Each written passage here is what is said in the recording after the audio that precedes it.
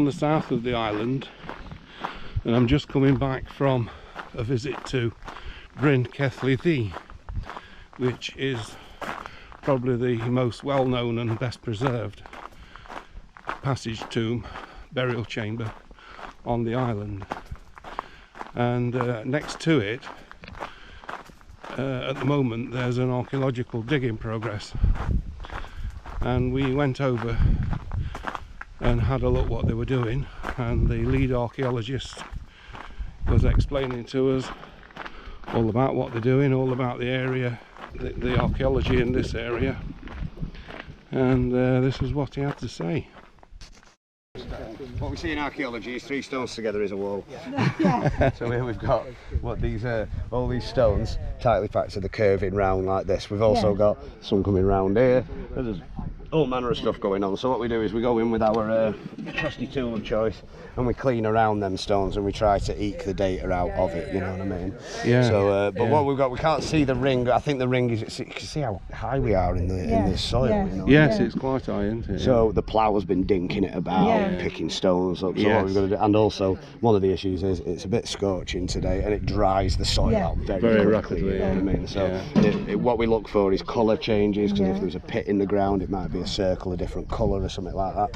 And so when you say ring, cheers, thank you. Is that a henge, or is this? No, the henge is a ditch and a bank. So what this one is this one will be a ring cairn. So what we've got is a Neolithic passage tomb over there. Yes. So in the Neolithic 5,500 years ago, they built a henge stone circle and they put a passage tomb on top of it. The inside that one, it was a very intimate relationship they would have had with the dead. So they would have excarnated the remains, they would have rotted down. We never find as many fingers and toes in these, so the rodents and the birds are taking them. They then deflesh with flint. We see cut marks on the bones at the tendon points. They turn them. It would be a shaman likely doing this, and we do see this in modern cultures such as in the Himalayas, where they've got permafrost in the ground. They can't dig holes, and they don't have no trees, and if they did, they'd be burning it first to keep the living warm. So what they do is do sky burials, where they will take a body out to a rock. The vultures already know and score it up, and within half an hour that body is just a stain on a rock. There's nothing left of it completely.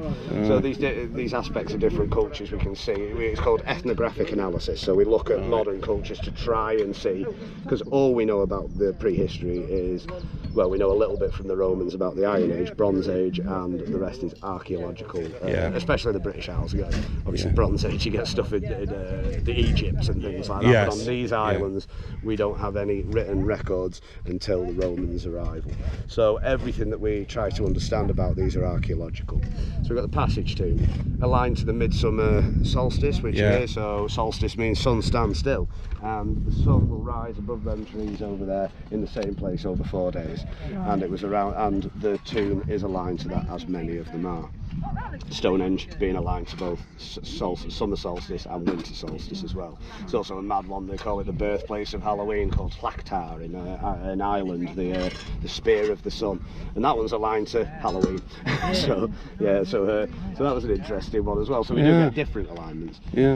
Then we get, so you see the grass behind you here, where it's all a bit higher up, and that's our old trench, and that was Bryn Celli Ddu. So that one's Bryn Celli Ddu, the mound in the dark grove. This is Bryn Celli Ddu, the small mound in the dark grove. It wasn't that small, it was comparably large in the sense of it, but this was a different type of burial. It was later. So what they've done in this one is they've built a stone coffin, we lifted the lid, been robbed out by 19th century antiquarians, to put the lid back for us. But we also found a collard urn with the ashes of the individual. We picked that out and we took it to a lab. We went down into it and we found a bronze pin in the bottom. Also, it's that badly cremated, we could tell there's an adult and a child in that pot as well. So this was Bryn Celli Ddu, and this one built up, so you had that primary burial, and then they were building up like layers of an onion, so you never return to it. With that one, you took the skeleton into it. It's like in the Neolithic, they say when you're dead, you're not an ancestor yet, you've got a journey to go on. So they would go on this little ritualistic journey to become the communal dead, the ancestors. Here they are burying them and they're not coming back to them, you know what I mean? And then something else happens. So we've got the third stage, so this is the later one. So of the three, the one we're digging is a later form of an early Bronze Age burial. And this one, it seems like something has happened in the British Isles. across the British Isles, as we've seen. We think that there might have been some displacement of people in the Mediterranean, because all of a sudden the DNA on these islands gets very Mediterranean, and we get something called the beaker culture, which is named after the type of pot. This fracturing of society, as they would say, because if you've got a large displacement of people trying to find resources, they're going to come in, the natives ain't going to want to give them the resources, and war will happen. Well, when war happens, bodies pile up. When bodies pile up, you've got to get them in the ground quick. So what we have is a central burial with a single ring around it. That's it. There may well be little burials placed into the side of it, because they're obviously, we call them satellite burials because we tend to go around a larger monument, you know what I mean? Yeah. And there's loads. I mean, see the cattle trough behind you? Yeah. There's one poking out from under that. One to the left of it here on the field. This ridge is covered in it. Really? All around the tomb, around where you walk, they're all surrounding that tomb there. See that ridge over there? Yeah. There's one on top of that ridge. Ah. Do you see that? Just under the tree, you can see a tree on the tree line with stone caves. That tree's had a 12-foot standing stone that was once part of the 30-metre stone. It's not just the tomb here. This is a massive sacred landscape, a necropolis, a city of the dead. Yeah. From 5,500. Actually, the earliest thing we've got. Did you notice at the front of the tomb there's 5 stones at the front? Yes. They were pits with pine posts in them. They got a bit of pine out, carbon dated 9,000 years old. So that's actually the earliest part. We found 2 pits. Ben and Sarah, who were running this dig, there's 2 pits down there with early Neolithic pottery in it, about 6,500 years. So what we've got is, and it would look like this is definitely being used as a burial site for at least 1,000, maybe 1,500 years. Really? This is a large kind of cemetery of the prehistoric. Yes, yeah. But it doesn't end there, because I geophysed around this. I did my PhD. I've lived for 3.5 months in this field. It's mental. But geophysed all around. So you see the school over there, that building just there is primary school. To the right of that, 2 roundhouses of the late Iron Age were found when I came by Professor Julian Thomas. I found the rest of the city that surrounds it, and there's roundhouses all around here. In this field, just about the centre there, triple concentric rings. The only thing I've seen similar is in the mountains, and it's a 5th century BC blacksmith's workshop. The third ring is an awning, so that because you're working hot metal in a wooden building, and the river Afon Bayern is down here, so you want to be near the water if you're doing that as well. So it's likely, but I would have to excavate that to prove that to be a reality. There's a possibility where that house is up there that there's a small fortification. I found a strange ditch, you know, you might have heard of hill forts. Got a couple of big hill forts on the island, but most of them are just little hills and just a little defensive stuck around it. Sometimes like Bronze Age as well, so it may be contemporary with some of these. We also have the outcrop. You see the outcrop there? Half of that's quarried away in the medieval, but fortunately they didn't quarry all of it, because there are cup mark rock art in the top of that, which is dated to the late Neolithic, early Bronze Age. The reason we can date it is because we find little portable examples in sealed contexts in tombs and packing stones of standing stones and all sorts, so we know the age of that. So there's prehistoric rock art across that. There's a little stone in that far corner of that field with 2 cup marks on it as well. But why is it significant that there's an Iron Age settlement around these tombs? Well, the Iron Age went from around 800 BC to, on Anglesey specifically, 60 AD, as we know when the Iron Age ended here.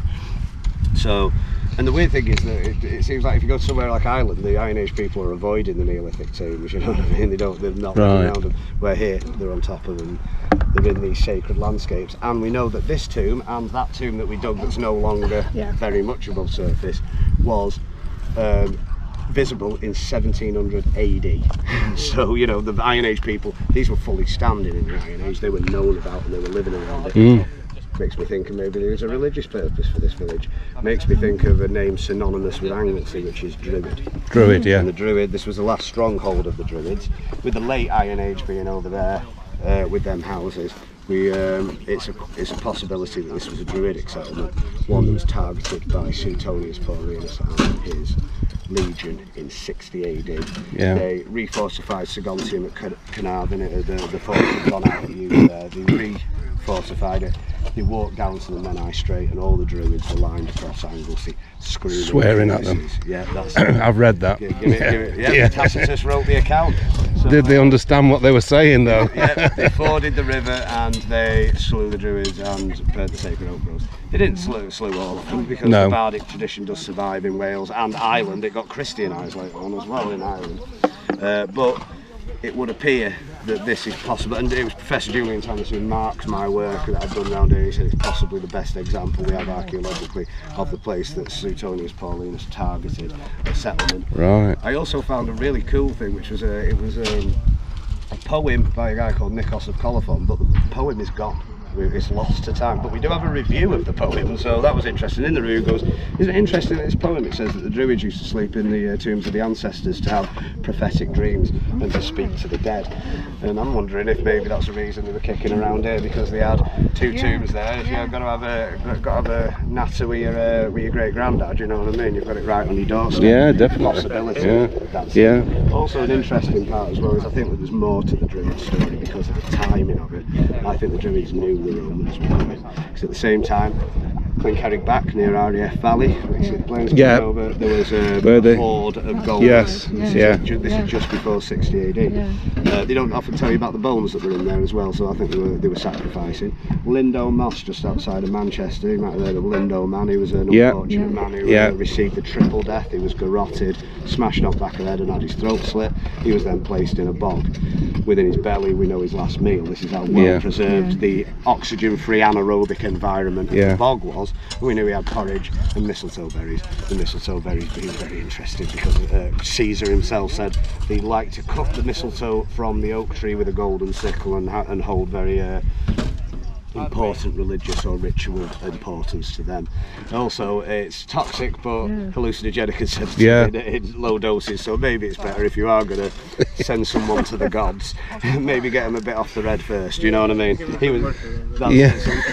think the Druids knew the Romans were coming. I think they were leading them up here because while the Druids were getting unfortunately attacked by the legions, Boudicca and the Iceni tribe was smashing down the east coast, burning 3 cities to the ground. I've just read about that. St Albans and Londinium. That's it. Suetonius then had to turn tail, and he had to go back to try and fight Boudicca's. That was the Iceni and the Trinavants, a coalition of tribes that attacked them. If you dig anywhere in Colchester, there's a red layer of stratigraphy called the Boudiccan destruction layer. So it was going to show how big still there. But I believe that what has happened is that there's been some kind of coalition between the Druids and them tribes to strike at Rome.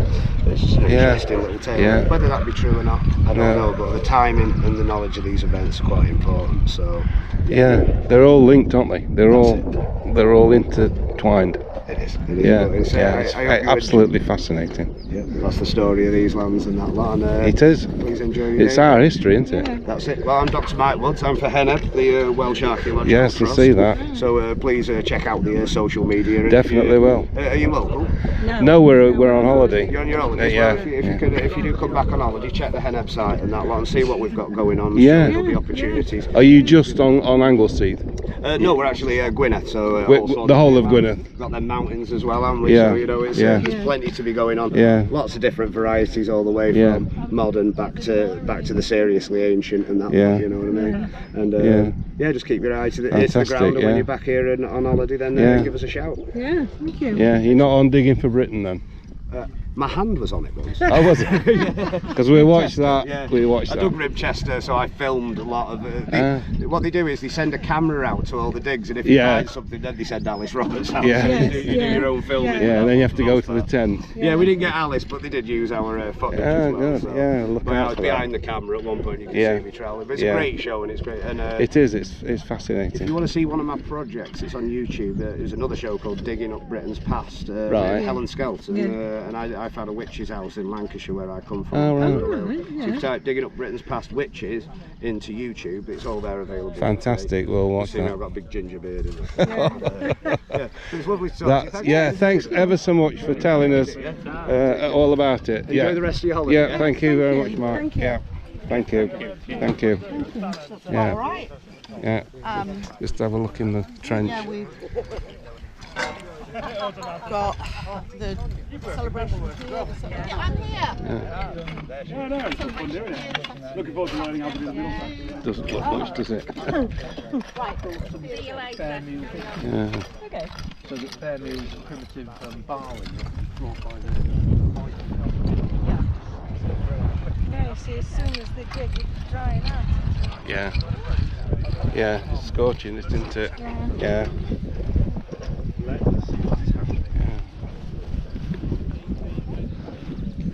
So all around this field is a cemetery within the field.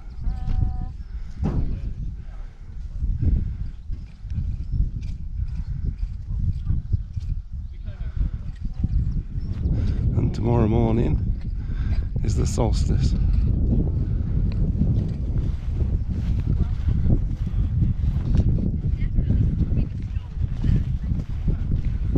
And there are features all around this landscape. Single stone there. Roundhouses up by the school, which is behind that tree. And then a rock outcrop there that was also exploited in the Neolithic period. And then of course we have the main feature through the gate,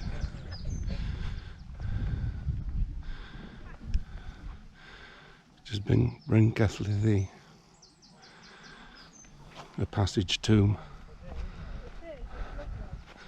and the passage is aligned to coincide with the summer solstice.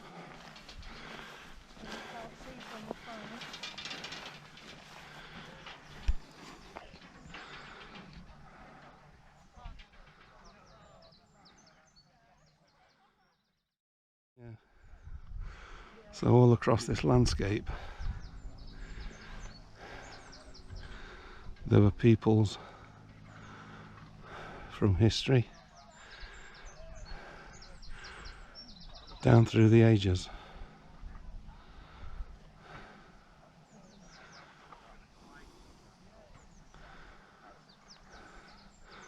And this is the west entrance. It's not really an entrance, but it's the west end of the passage through. I'm not sure whether you can see straight through from this side. I'll have a look. Yeah, you can just see daylight. I think this stone here was put in after the burial. So at the time of the burial it would have been open.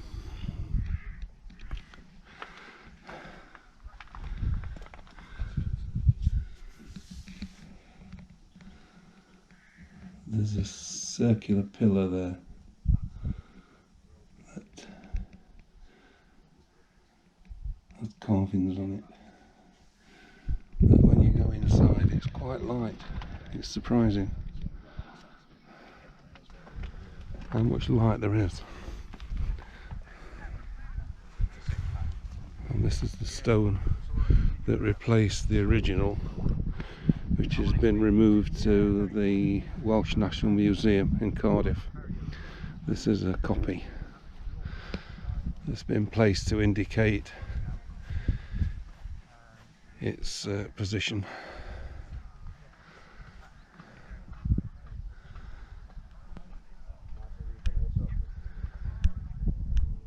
It's absolutely fascinating when you stand here and think what's taken place here.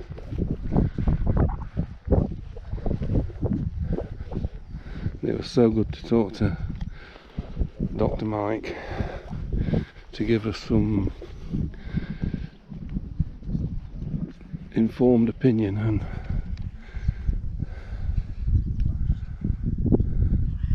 description of the history. Yeah, he's still talking.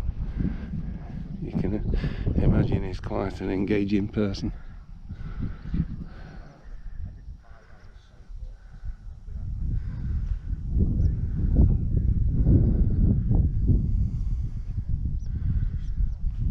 Fascinating.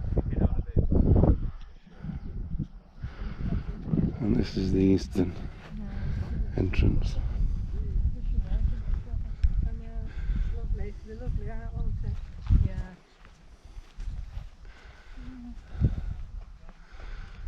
The mound is actually a replacement that's been put in by Cadder. The ditch, you can see the ditch from here, which was originally part of the original henge before the burial chamber was formed. So we'll go inside. I don't know how well the camera's picking it up, but it doesn't look too bad. So there's a shelf here.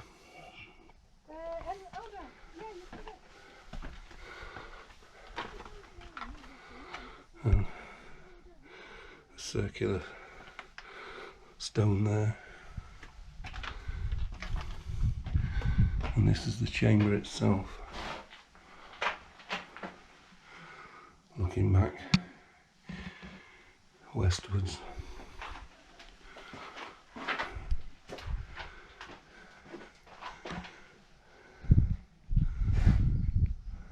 There are some inscriptions somewhere on some of these stones. It's difficult to see, but I've read that there were patterns put in, but they don't know quite whether they date from the time of the tomb or whether it's more modern graffiti that's been applied. But they've put these concrete lintels in to support the capstone now. I presume that's so they can open it up to the public. It would be a little bit dangerous without those. But that's looking back to the entrance at the eastern side. So in the morning the sun will come through there as it rises, and that lasts for 4 days, four dawns. The sun will come through, so I'm presuming that's 2 days each side the solstice.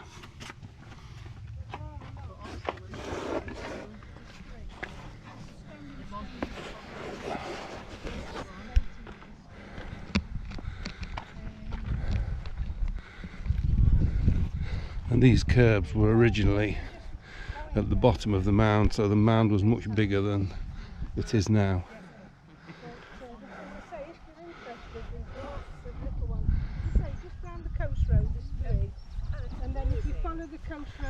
It's a very, very ancient landscape, this.